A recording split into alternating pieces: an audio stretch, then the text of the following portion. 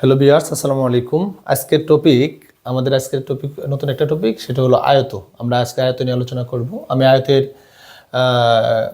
আমরা সবাই আয়ত কাকে বলে জানি, যে চতুর্ভুজের বিপরীত বাহুগুলা সমান এবং সমান্তরাল তাকে আয়ত বলে, এবং এর প্রত্যেকটা কোণ কিন্তু সমকোণ। আচ্ছা, তো আমি আয়তের ক্ষেত্রফল নিয়ে প্রথমে আলোচনা করব। যে একটা আয়তের ক্ষেত্রফল, আমরা সবাই আয়তের ক্ষেত্রফল জানি দৈর্ঘ্য গুণন প্রস্থ, কিন্তু কেন দৈর্ঘ্য গুণন প্রস্থ কেন, এটা নিয়ে একটু কথা বলবো। এটা তোমরা বর্তমানে গ্রিডেকে এটাকে সলভ করতে পারো। যেমন আমি যদি মনে করি যে এই যে আয়তটা, এটার দৈর্ঘ্য যদি 5 একক হয় এবং প্রস্থ যদি তোমার 3 একক হয়, তাহলে ক্ষেত্রফল কত একক? 3 × 5 = 15 বর্গ একক হওয়ার কথা, 15 বর্গ একক, অর্থাৎ দৈর্ঘ্য গুণন প্রস্থ হওয়ার কথা। এটা কেন হয় সেটা নিয়ে আমি একটু কথা বলবো। কারণ তুমি যদি এই আয়তের এই দৈর্ঘ্য বরাবর দেখো, ভাগ করো, একটা প্রস্থ বরাবর 5 একক, 5টা এককে 5টা গড় করো,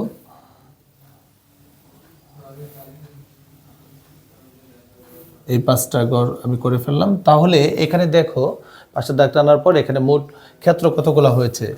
1 2 3 4 5 আর 1 2 3, মানে দৈর্ঘ্য বরাবর 5টা, প্রস্থ বরাবর 3টা, তাহলে 15টা বর্গ একক হয়েছে। অর্থাৎ এটার একক, যত একক বিশিষ্ট তার ক্ষেত্রফল তত বর্গ একক হবে। আশা করছি তোমরা দৈর্ঘ্য গুণন প্রস্থ আয়তক্ষেত্রের ক্ষেত্রফল কেন সেটা বুঝতে পেরেছ। দ্বিতীয় বিষয় হলো যে কর্ণ। আয়তক্ষেত্রের কর্ণ কি? তো কর্ণর জন্য আমি একটা কাজ করি, চলো একটা কর্ণ আঁকাই ফেলি। তোমরা জানো যে আয়তের কর্ণ আয়তক্ষেত্রটিকে সমান ক্ষেত্রফল বিশিষ্ট দুইটি ত্রিভুজ ক্ষেত্রে, সমকোণী ত্রিভুজ ক্ষেত্রে বিভক্ত করে, দুইটাই সমকোণী ত্রিভুজ। তো আমরা এটাকে যদি এ বি সি ডি বর্গ বলি, আয়ত বলি, সরি।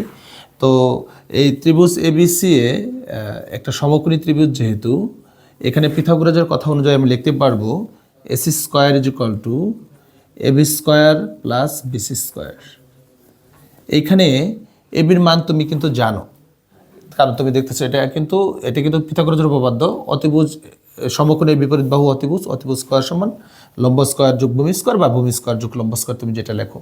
তো এবির মান কত? এবির মান হলো এ, তার মানে এটা হবে A²। বিসির মান কত? বিসির মান হচ্ছে বি, তার মানে এটা হচ্ছে B²। অর্থাৎ AC² = A² + B²। তাহলে সুতরাং AC সমান কি হবে?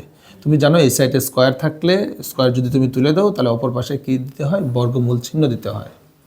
আচ্ছা, যে জানো না, যদি কেউ না জানো আমাকে কমেন্টে জানিও। তাহলে আমি কর্ণ সমান যেটা পাচ্ছি, যে এটা মূলত কি ছিল? এটা মূলত ছিল দৈর্ঘ্য। এ ছিল মূলত দৈর্ঘ্য, তার মানে দৈর্ঘ্য স্কয়ার, প্লাস বি ছিল প্রস্থ, তার মানে এটা প্রস্থ স্কয়ার, এত একক। এরপর আসলো পরিসীমা। পরিসীমা হলো, তোমরা জানো যে কোনো ক্ষেত্রের বাহুগুলার দৈর্ঘ্যের সমষ্টিকে পরিসীমা বলে। অর্থাৎ এটা যদি ABCD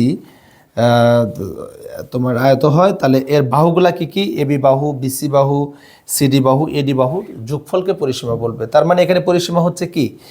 AB বাহুর দৈর্ঘ্য A প্লাস BC বাহুর দৈর্ঘ্য B প্লাস CD বাহুর দৈর্ঘ্য A প্লাস আবার তোমার AD বাহুর দৈর্ঘ্য কত? B। তার মানে এখানে A + A মানে 2A plus B plus B মানে 2B একক। 2 যদি তুমি কমন নাও, তাহলে 2 × দৈর্ঘ্য যোগ প্রস্থ, A + B একক।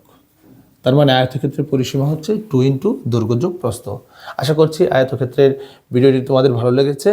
তো এরকম ভিডিও পেতে আমার চ্যানেলটি সাবস্ক্রাইব করো, যাতে আমি ভিডিও দেওয়ার সাথে সাথে তুমি পরবর্তী ভিডিওগুলো পেতে পারো। সবাই ভালো থাকো। আসসালামু আলাইকুম।